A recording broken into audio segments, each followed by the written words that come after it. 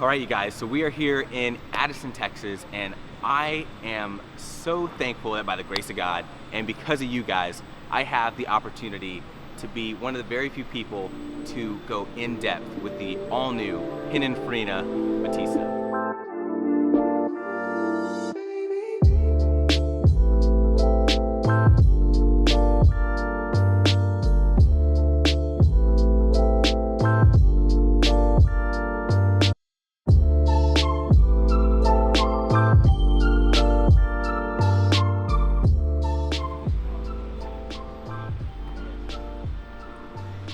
This is crazy. All right, you guys, so here it is, the Pininfarina Battista. Now, if you guys don't know about this car, this is the first pure electric luxury Hyper GT, and it's also the most powerful vehicle that will have ever come out of Italy.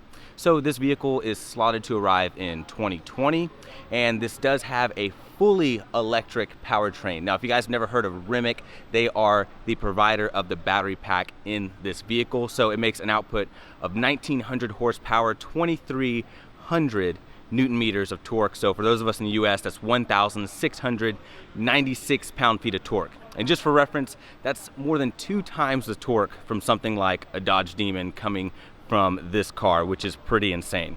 Now, this color is called Grigio Lucerna, and it's going to be one of the 3 colors that debuted at Geneva. And the coolest thing about this car is the design philosophy. So if you guys look around the car, it's very simple, very elegant, and the design philosophy used by Pininfarina is called Pura, and that's going to stand for purity, beauty, and rarity.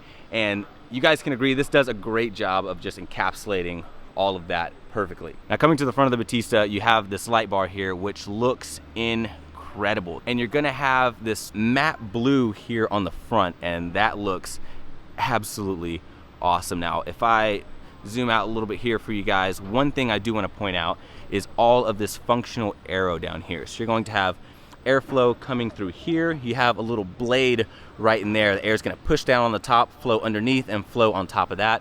Right down here, it's gonna say Pininfarina, and you're also gonna have a little scoop right in there. So let me try to brighten this up so you guys can see that. But air is gonna flow right through there, and then of course you're going to have a little air duct right here. The air is gonna flow through as well. Then as you come up into the lights, you're even gonna have spaces on the outside of the lights for airflow to go through there as well. So it is a fully functionally aerodynamic vehicle. And then when you look at the hood, especially looking at it from the top, you can see all the air that's gonna go just right over the body of the car, flowing, just keeping everything as efficient as possible. Now, coming around to the side of the Battista, these are gonna be 21-inch wheels, and they're wrapped in bespoke Pirelli tires. Now, these tires were, of course, custom made by Pirelli, and both companies, Pininfarina and Pirelli, believe that these tires are really gonna be the factor that's going to help this car achieve the amazing figures that it has. Now, coming behind these beautiful looking wheels, you're gonna have 15-inch carbon ceramic brakes with 6-piston calipers, and you're gonna have 15-inch brakes both front and rear, which is pretty insane. But if you have 1900 horsepower, doing 0 to 60 in under 2 seconds, you're definitely gonna need these massive brakes to help bring this car to a halt. Now, just to give you guys another look at the front, there's that there. It's just a beautiful looking vehicle. And now once you come to the mirrors, even the mirrors were sculpted to be aerodynamic and efficient. So you guys can see that there. Looks really, really cool. And then you're gonna have a little area for air to flow down here. You have a scoop right here, so let me get a little bit closer for you guys.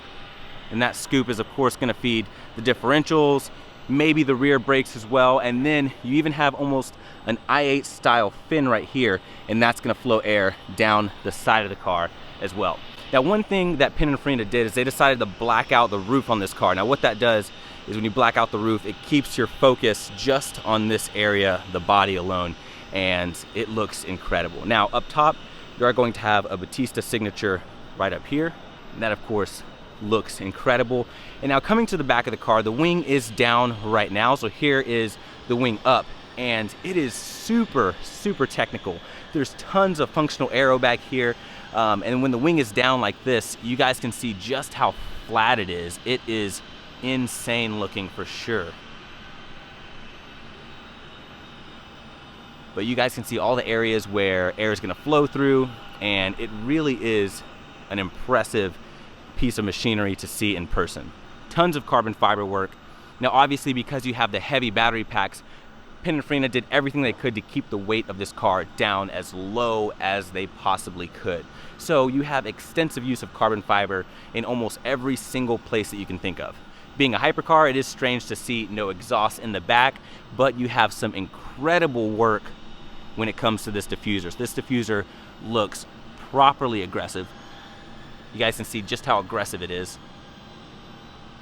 Really, really beautiful stuff.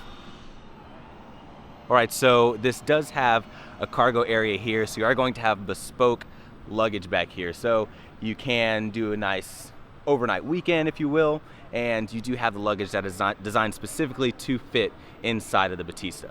Now here's one of the coolest parts about the Battista, the charge port. So this is your charging port, and this does have a DC fast charging capability. So Pininfarina says that this will be able to hopefully travel close to 300 miles of range, and from 0 to 80% charge should take about 40 total minutes. All right, you guys, so getting inside of the Battista. Now, first of all, this has 2 hinges on the door, so you're gonna have a hinge right here in the roof, and you're gonna have one down here. Now, as you guys can see, this is a full carbon fiber monocoque. You're gonna have your Pininfarina Automobili stamp down there, and just look at all that carbon. This is incredible. Now this does have a 2-tone interior, so as you guys can see, you are going to have black seats here on the driver's side. You're gonna have tan seats over here on the passenger side, and the interior is definitely a proper hypercar interior. Now you do have tons of ambient lighting throughout here. Now the screens are not working right now, so unfortunately we will not be able to really get in depth with everything, but that Pura design concept I was talking to you guys about, it's applied here as well. So you have that purity, that beauty, that rarity, and then you're also gonna have a left to right concept. So for example, all of your driving modes are gonna be controlled right through this little knob right here. So right now it says Pura, and you're gonna have Furiosa, and you're gonna have Energica, I believe I pronounced that right, so sorry for butchering that. But basically you have an eco mode, a normal mode, and you're gonna have a sport mode, if you will. Then you have tons of tan leather just adorning the dash right here. You're gonna have silver metallic buttons there in the middle. The steering wheel itself looks incredible. You have carbon fiber top and bottom. You have a Battista stamp right there on the bottom of the steering wheel. Of course, full aluminum pedals, quilted stitching everywhere. Even your parking brake is going to be just brushed aluminum right there, and that looks absolutely incredible. You even have a light that's going to be illuminated in the seat itself, and it looks awesome. The entire interior has beautiful lighting, and it's just an incredible place to be. You would never guess this car is full electric. So one cool thing is that you do have this plaque here in the middle, and it's basically going to be to commemorate the fact that this car was debuted at the Geneva Motor Show in 2019. So you guys can see there, it is going to say World Premiere Geneva Motor Show 2019 Battista. Pretty cool. So this is awesome. I can't believe I have the opportunity to even sit in this car. But you know, just sitting here, it really feels truly like a hypercar. I mean, you've got this super thick steering wheel. It feels very sport oriented, very aggressive. Now it feels like you have paddles back here. Not really sure what these are. You got some switch knobs right here, and I think I'm really excited about the fact that Pininfarina decided to use that full electric powertrain from Rimac. It's just a cool concept, and it's such a cool world that we live in now, that this is now considered the highest tier of performance. Is, you know, according to Pininfarina, they had to go electric to get these levels of performance. There was no other way. So one thing that's really important when it comes to driving a hypercar is, of course, sound. And I actually have one of the head guys in Pininfarina to talk to today, and we're gonna go ahead and interview him right now. All right, you guys, so this is Dan. He is the Chief Brand Officer of Pininfarina, and I have the pleasure of being able to sit with him today. Dan, thank you so much for joining us and for having us out to this event. It's my pleasure. Incredible. Thank you very much. Of course. So we had a few questions for you. I know my first question is, with the Battista, obviously being a hypercar, I know that sound and just the overall audible experience is usually what people think of when they think of a hypercar.